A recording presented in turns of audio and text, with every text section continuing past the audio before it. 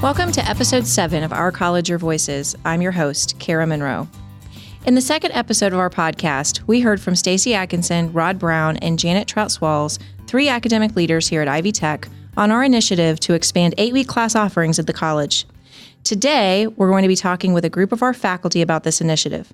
I want to thank many of our faculty who've shared with me on my listening tour that you listened to that second episode and said that you wanted to hear an episode featuring only our faculty.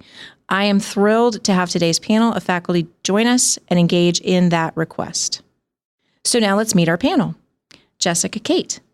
Hi, I'm Jessica Kate. I'm the Program Chair for Human Services at the Richmond campus. Ben Markham. Hi, I'm Ben Markham. I'm the Department Chair for Math and Physics from the Bloomington campus. And Jason Roth. Hi, I'm Jason Roth. I am the Department Chair for Design Technology in Indianapolis. Excellent. Welcome to all of you. Thanks for joining me today. And we are going to walk through almost an identical set of questions to the set of questions that we used in episode 2. So we'll start with that. How are each of you personally connected to our 8-week class initiative? I was fortunate enough to be able to present last year at the Student Success Summit on 8-week courses using a flipped classroom model. I was very anxious and excited when they began to talk about moving towards an 8-week model. So I've started this process a little over a year ago. Basically, I'm serving as one of the 8-week champions for the Bloomington campus. So we've taken a lead role in that respect for our territory. So I'm excited about that prospect. We started in our design technology program about 3 years ago that we needed to make a change in how we were offering our courses, but more so how our students were progressing through the program. So as we started experimenting and looking at different course setups, 8 weeks we found was perfect for our program and a majority of our courses. Then the push for the 8 weeks came out, which was perfect for us, gave us a few more resources that we didn't have before. I'm also an 8-week champion. Jessica, are you an 8-week champion as well? No, but I'm an 8-week cheerleader. Very good. We've heard just a little bit about the 8-week champions. Can you tell us a little bit more about what that role is and what they're doing? Sure. So as far as on campus as a champion is, we're kind of a resource for instructors that have questions, good and bad, and where they can get more information. As a statewide, we're amongst several other champions across the state and determining some protocols and information on how do we make this an effective transition if we are going to 8 weeks and answering more questions. Exactly. That's the way I see it as well. I think of us more as an information conduit between local campuses and the upper levels in the administration in terms of the transition. Locally, we're part of our strategy team to kind of help facilitate on the campus with information for students and for faculty and for staff and to provide various resources in that direction as well. And Jessica, as a cheerleader, are you doing other things as well? Absolutely. So we do have 2 champions on our campus, and it's been nice to be alongside them to really encourage them, but also to point faculty members that may have questions towards the champions who are really knowledgeable in 8-week courses. And so for the non-Ivy Tech folks, and you guys correct me if I get this wrong, our C3 campuses, which Jessica, you're a part of one of our C3 campuses, you have a faculty champion and a staff champion. Correct. Our C2 campuses, who we don't have a representative from today, they have 2 champions each, 2 faculty and 2 staff. And then from our C1 campuses, our largest campuses, which Bloomington and Indianapolis both are, you have 3 faculty champions and 3 staff champions, right? Yes. Okay. So about 80 people in total when that group comes together. Absolutely. Good. When each of you first heard, think back to January when this initially got sort of rolled out officially. When you first heard Ivy Tech was going to make this transition, what was your personal reaction and feeling? For me, it was excitement. As we were trying to transition before, we were really searching for resources and help and understanding. And we've had classes that gone 8 weeks before, but not at this scale. And so when it was rolled out and more information was brought back from other areas and some white papers were shared and other information, A, we felt we were ahead of the curve a little bit, but B is now we've got more resources and we can help some of these things that we have and the background issues that we've had in the past are getting solved or getting ready to be solved. I agree. I, too, was really excited. Prior to Ivy Tech, I served as an adjunct faculty member for university, who teaches on 6 or 8 week courses. So for me, when I came in at 16-week courses, it was a long 16 weeks. So when they talked about transitioning to 8 weeks, I was ecstatic because I've seen what it can be done. I'd say I was more cautiously optimistic. Okay. I don't want that to be interpreted in any way as being negative. But, in terms of mathematics, we've gone through a lot of change in the last 5 years. So change is just part of an evolution. As an undergraduate, when I was in, working on my bachelor's degree, I took a lot of 8-week courses. So it was not an unusual idea. It's just kind of novel for some of our students who may not have ever been experienced to that kind of formatting. What worries each of you most as we take our next steps with this initiative? For us is time to develop, that we don't have enough time, and that we're not just doing it for the sake of doing it, that we're doing it, taking the right steps, taking the right curriculum approach and pedagogy and all that into consideration, and really having that time to do it right. I agree. I think that's been a resounding concern from several faculty members, is that we're taking the time to really ensure that we're developing quality courses that are hitting the major course learning objectives and not skipping. I'm a little concerned in that respect that we don't snip too much. I mean, I've heard that expressed before. It's like, well, we need to cut some things out. And a lot of times it's the enrichment pieces that why would someone take your course versus my course, for instance, if they're both in the same content area? It's because often it's what enrichment you bring to the course. And we still have to find unique ways to keep that enrichment in there. We can't just cut down to the bare bones. That's one of my big concerns with that. But, there are unique ways that you can scale back. I mean, we've historically taught 8-week courses in the summer. And if 16 is our dominant format and 8 is our once a year format, then we do those differently than if 8 is our dominant format and 16 is our once in a while. For instance, exams. 16-week semester in math, we typically do 4 tests. In the summer, that's a test every other week. Right. Do I need that frequent feedback? Right. And by simply cutting an exam out of that model, I gain 2.5, 3 lecture periods, right? So I can still keep that enrichment. It's not a matter of just going through and snipping.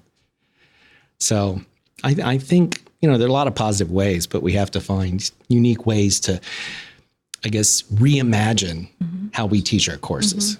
Yeah, because it feels to me, Ben, like in that it's rethinking what you're using that assessment information for in your example. Exactly.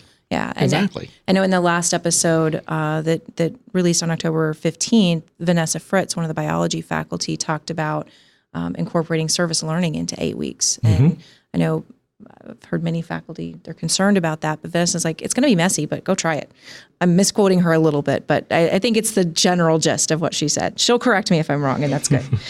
What are you each most excited about as we take our next steps?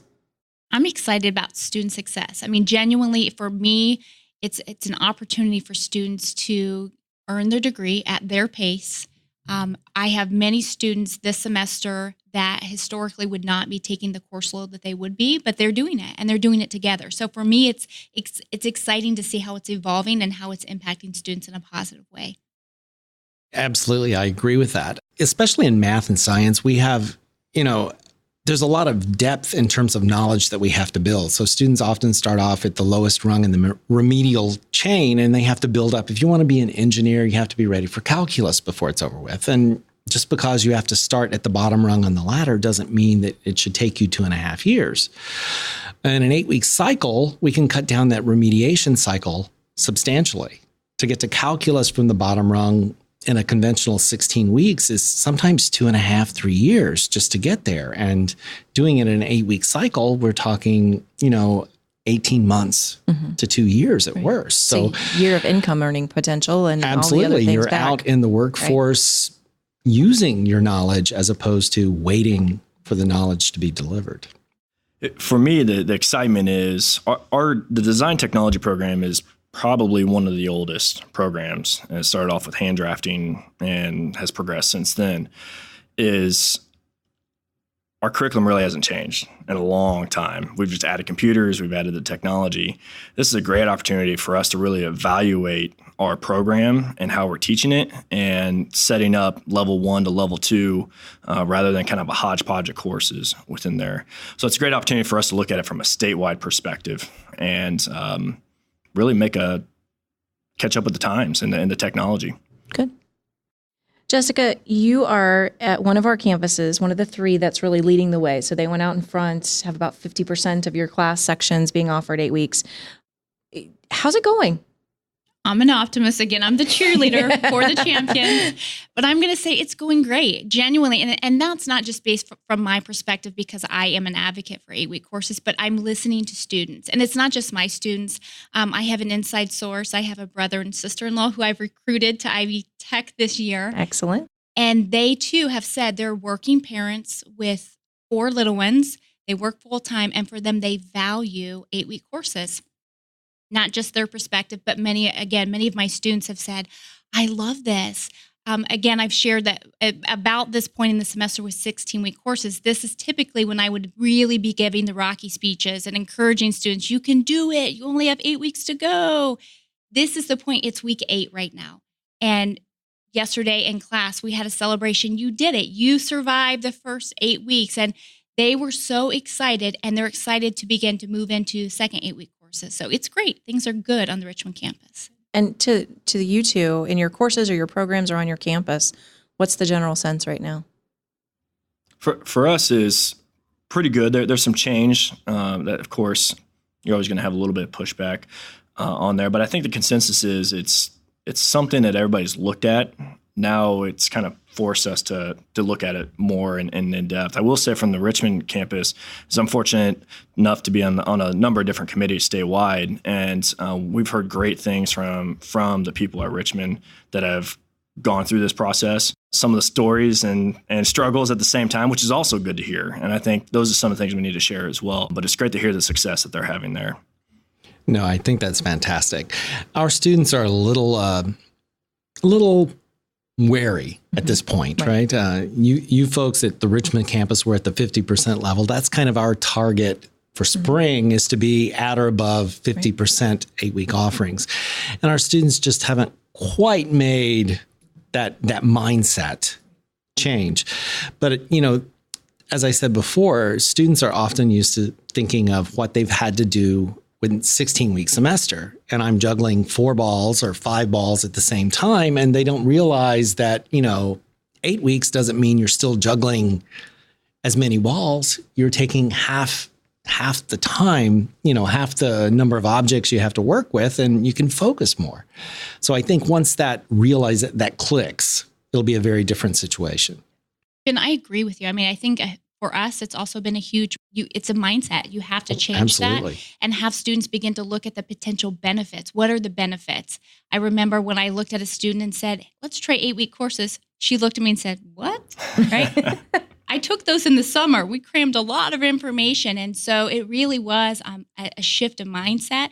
And it really, my job is not just to be a cheerleader and a champion, but to encourage students looking at the potential benefits. Absolutely. I have a student that I've been working with on and off in the tutoring center, and he says, I wish you guys had done this years ago. He said, I'd have been done by now. Mm-hmm. He's a busy person. He has work and life has interfered, and some of his courses he's had to repeat a couple times because life interfered along the way. And he said, if we'd have been doing this as an 8-week cycle when I started, I would have been done by now. Ben, I think you said the word focus is what we've tried to use more of, is really focusing on the course and what are we trying to get at really within there. And we've heard the same thing from students. That's great. What have each of your, we've actually started talking about this already, but I'll give you the question. What have each of your campuses done so far to prepare students when they do have those concerns, your faculty and your staff for the transition, and then what's planned for the future? Trainings, lots of trainings. Lots of trainings, but genuinely, I agree. They're focused, they're genuine, they're transparent, they've been very honest about addressing concerns, not just from faculty and staffs, but also from students. But it's been really insightful. I think for me, it's forced me as an educator to really look at what is evidence-based, what's working well. Why am I doing what I'm doing? Is it because it's what we've always done? Are there better practices out there that we could be doing? I can tell you for me, I've made some great changes, and there are times when I've been doing things I think, why did I keep doing that, right? So it's been a nice shift, and it's all good. To what you mentioned, I don't remember a single semester where my 16-week courses were ever static. Teach the same course this semester and keep it exactly the same the next. It's always an evolution. And this is just a little bit more of a refinement in that direction. Our 8-week strategy team has put together some subcommittees to address very specific kinds of things. We've got a subgroup working on faculty and staff professional development, how and when, and give talking points for the staff when they engage with students. We've also got a marketing component to that, outreach in the student direction with emails and information and signs and all of that sort of stuff. And in addition, we've also got a kind of a behind the scenes group working on course sequencing, because just to say everything is 8 doesn't mean everything fits. Math is a service program by and large. And so we, over the years, have evolved spots for certain courses that fit all of our constituents. And now when we go to 8, we have to find those sweet spots again. And that'll take a little time. In Indianapolis, we have looked at a couple key programs that we want to target as pseudo pilots to get everything kind of work on the back end of things. We have a lot of programs that have transitioned to 8 weeks, but not either fully, or maybe it's a course or 2 and that's it. I think the other thing that has really helped is we've gotten our administration has ultimately really said that some things are going to fail. There's going to be issues along the way, and we're okay with that as long as we progress and push forward with that, and giving us the resources to do those things. And if we do fail, what happened? What could we have done better? How can we change it and move on to the next step on there? So a lot of it's been resources. Good. What do you personally like and dislike about teaching in an 8-week model? I like that it's forced me to really take a look at myself as an educator. I also like that I'm seeing more student engagement within the classroom. I'm seeing more interaction because we're taking some of the passive learning out, running it more as a hybrid model. So we're allowing students, at least in my program, to do some things outside of the course room. I like that component. The one thing I don't like necessarily is I need some additional time to be able to prepare for some of the 8-week courses. It is more time intensive. If you really want a really good class, you have to put a lot of time planning into that short amount of time. You want to be very intentional. So if I could have additional time within the day, that would be great. No, I tend to agree with you in both respects. I mean, in the summertime, I feel sometimes our 8-week cycle, that's the one thing I would really like a little bit more of. Just a little more time during the day to brace for that rapid kind of movement. I mean, you need to get the flow of the course. The students are so much more engaged when they go on a more regular basis, right? Especially with a subject, math is one of the few subjects where we deal with a population that sometimes is terrified of what we teach, right? It's not like other areas. And so when they are scared or frightened or uncertain of what you're teaching, then they tend not to do it when they're not in class. And so having that more frequent, more compressed I see it as an advantage. For me, it's been, the good and bad thing is it's fast. It is fast. Like you said earlier, you're at the end of the 8 weeks, getting ready to start another 8 weeks. But with that has allowed me to do what I love to do, which is project-based learning in there. And I get excited, and then the students feed off of that, and it's really excited. But we're go. We're getting things done. We've also seen a tremendous rise in student interaction with each other. We changed our lab a little bit, but I think it's also because of the courses, and they found out there was 15 other students in there. What do you have to do differently when you're teaching an 8-week class? How do you approach the art and science of teaching differently when you're teaching an 8-week class? You can't shove 2 weeks into 1 week. I completely agree. Yes, you have to think about it in a totally different aspect, and really think we've talked about it before. You're going from 16-week where you have 4 tests, going down to 8-week. You try to do all that, you're testing probably every other day, it feels like, and really looking at how are they completing those competencies? How are they getting those things done? And is 3 projects better than? Can we get the same out of 3 projects as we did 6 projects? Or whatever that happens to be for whatever class. I think Kara mentioned it earlier in terms of what is the purpose of some of the assessments, right? You have to rethink what the intent is. And so, for me, I use quizzes differently, I think, in an 8-week format than I do in a 16. I use the quizzes to reinforce the homework rather than to come up, brace for an assessment. I use them as reinforcement to spiral back into the homework. And so I don't need all of the activities in 8 weeks that I do in 16. I think the other part to that is, for me personally, it's been a willingness to look at other resources, to use the textbook as a resource and not necessarily the format of how to develop a course. Many of the textbooks are 16 chapters conveniently, right? And so it's been a willingness to really look at the textbook. Does that chapter correlate with the major course learning objectives? If not, can I look at that? Are we covering that chapter in a different course? So it's forced me to be very intentional about what I'm covering in that course. No, I agree too. And, I think sometimes when we migrated from our previous learning management system into Canvas, we come up with the idea of module. And I think we carried forward to some extent the idea that a module was a time marker, a time management feature. And I think we need to go back and revisit and think of a module as a learning component. This module represents maybe 10% of what I need to get done and not associate it specifically with week 1, module 1, week 2, module 2. I think we need to regroup those in terms of distinctive learning activities. And I think we can go a lot further with that. As you think about the research and information that has been shared on the reasons driving the move to 8-week classes, such as the white paper, the report from Odessa College, and research you've done on your own or review of our own data, what are your key impressions and takeaways, and what do you wish you knew that you don't yet know? I really valued the white paper by Dr. Sloan. I was very interested in how would it impact IB Tech.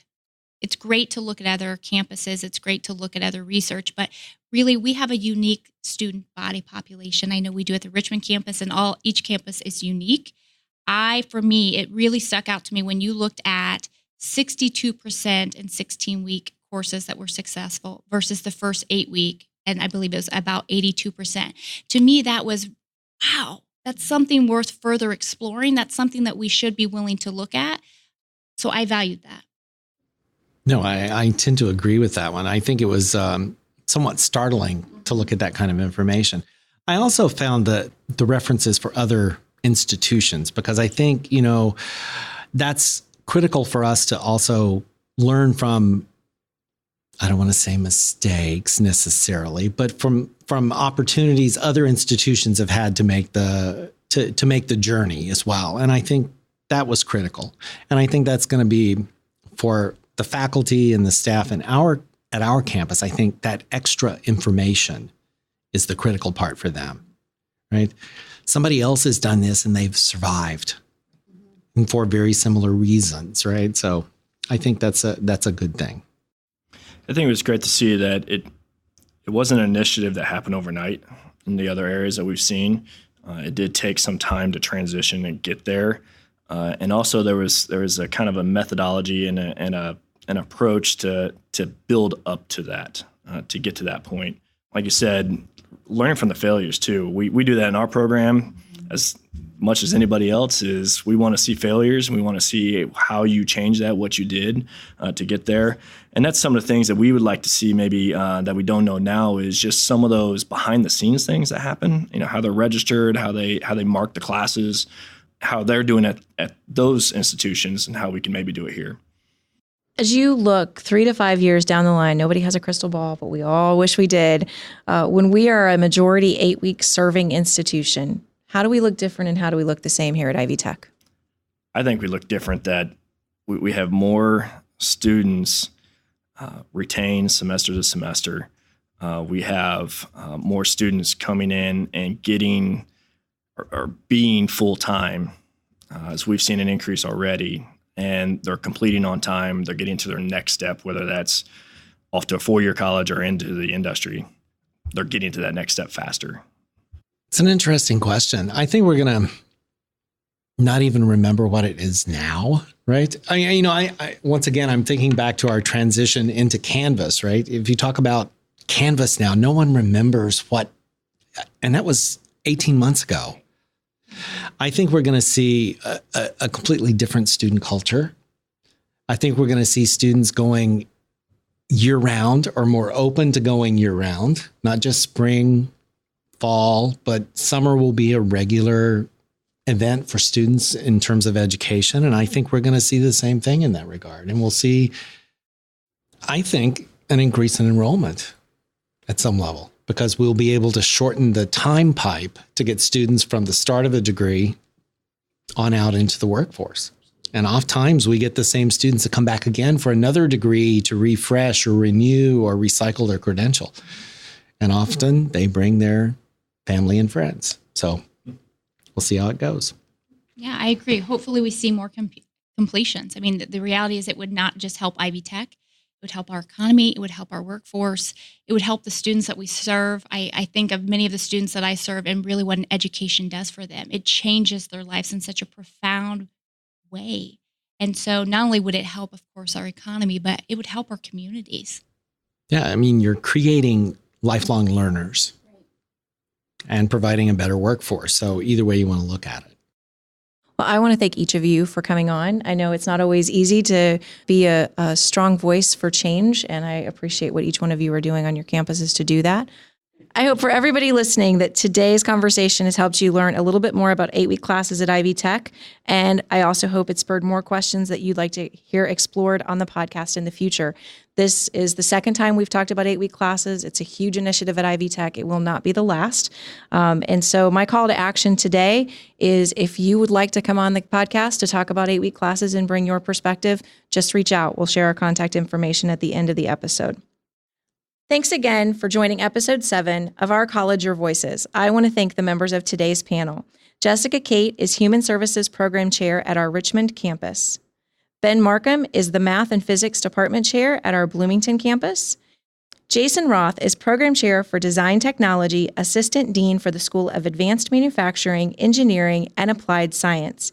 You can connect with Jason on social media at FootballRoth, FootballRoth, and you can connect with the Indianapolis Design Program on social media at Indy Design, INDYDESN. We'll have Jason's LinkedIn profile in the show notes. I'm your host, Kara Monroe. You can connect with me on Twitter at KNMTweets. Our producer is Ann Penny Valentine. Ann is on Twitter at IndyPenny. You can reach us by email at ourcollegeyourvoices@ivytech.edu. Our website is www.ivytech.edu/podcast. It is maintained by Tracy Allen, and you can always visit our website to see episodes and show notes. Production assistance for every episode is provided by Becky Campbell, Sarah DeWitt, and the Ivy Tech Community College marketing team. Our podcast concept was by Matthew Pittman. Theme music, recording, and post-production services, as always, are provided by the amazing Jen Eads from the Brassy Broadcasting Company. We will see you next time on Our College, Your Voices.